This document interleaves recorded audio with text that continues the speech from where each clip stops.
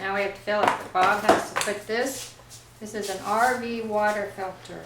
And he's going to put that on our hose outside. This did not come in the kit. This we got at Walmart. It's a RV water filter, and from what we understand, it's supposed to take some, there's carbon filter in here, and it's supposed to take some of the, if not all of the chlorine out of the water.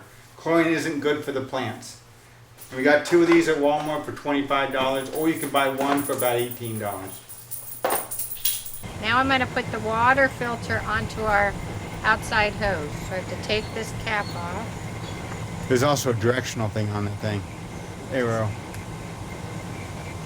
You're right. You see the arrow here? Yeah. Water goes through it that way. Probably doesn't. That's it. Simple as that. I picked this spot right here. I felt like it'd be safe from Jonathan and all his Ninja Warrior stuff. And I like this spot because it's level. And also during the summer it's going to get not as much sun during the hottest part of the day.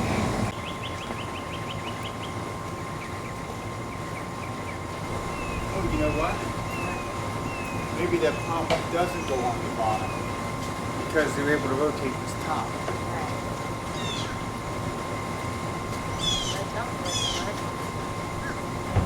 Now when you pick it up, you got to grab the bottom lip of this too. Otherwise, you pull the top and pull the pump right off.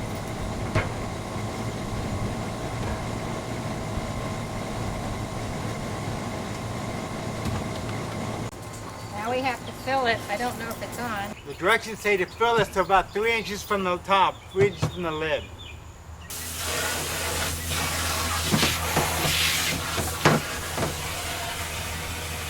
I don't feel like holding it all day. Aren't supposed to put the tower garden right on the pavement during the hot summer months, as the heat from the transferred from the deck or pavement can get too hot for the reservoir. So what we're going to do is move this mat, and Bob will lift up the thing. We're going to put this mat underneath the tower garden, so this will protect it from getting too hot. A lot of people will have a dolly underneath, which I would like to have eventually. Put a dolly underneath my tower garden.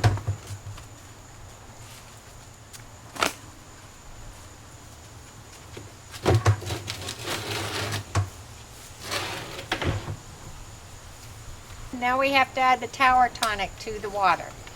And we use 200 milliliters of tonic A and 200 of tonic B. And you have to wear gloves because it's very caustic to your hands. What is the tonic? Basically some type of fertilizer? Yes. So this is tonic A.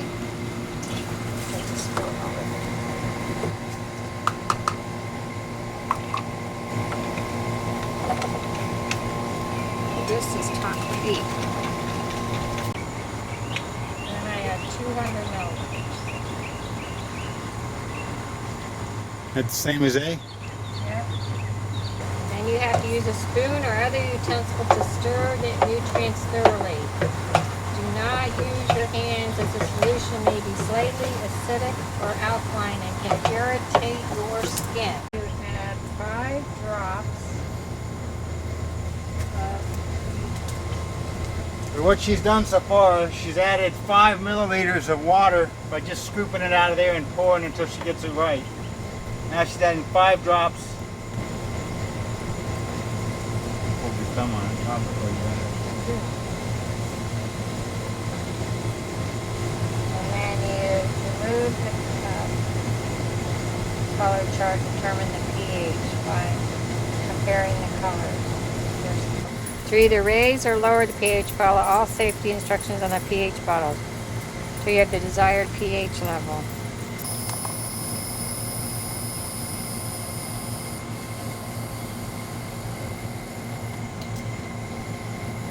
I don't know. It's got a little green in it. I think it's about like this. What's it supposed to be? 5.5 to 6.5. Yeah, I think. After careful scrutiny, looking at this and comparing, we're pretty certain it's pretty much about right. Ideal is 5.5. We might just be a little bit lighter, but we're pretty close. There's a little green tint in there. This has a little green tint. It's probably about right. But what you want to do, if you want to raise the pH, which means go to a higher number, you want to add a base. And it comes in these, well, Jill took them in the house. But you have one that's a base and one that's acidic. So depending if you want to raise or lower, you add a little bit of that stuff. You go in teaspoons each time and you stir it up and double check. But ours looks pretty close, so we're going to call it a day and leave it at that. It might be electrical. You want to make sure it's coming out. Turning the lid before putting the lid. It's water is flowing out of the top of the tap. Very often in life, directions don't always make sense. In this, it had us put all the chemicals in and then check the flow rate. Not a good idea. We should have checked the flow rate before we put the chemicals in, because in order to adjust the flow rate, you got to put your hand in the water to get to the pump to turn a dial. Now, if you turn the dial clockwise, then it slows the rate down. Less water comes up. The water is not supposed to touch the cap at the top when it sprays out. When you put the cap on, it ain't supposed to touch. And of course my short gloves were too short, so my arm got wet up to here, so now I got to rinse it off real quick. I don't know that I adjusted it enough, I just turned it. Okay. Jill's going to plug it back in and see what it does. It's too high. All right, leave it plugged in. Bob, you have to put your hands in there. I got no choice, it's already wet. You going the right way? Does that go? Throw it in? Fell too high. Okay, unplug Way it. too Unplug high. it. You're going the right way. Here's the dial. I went all the way one way and all the way the other way. That's the only dial I see.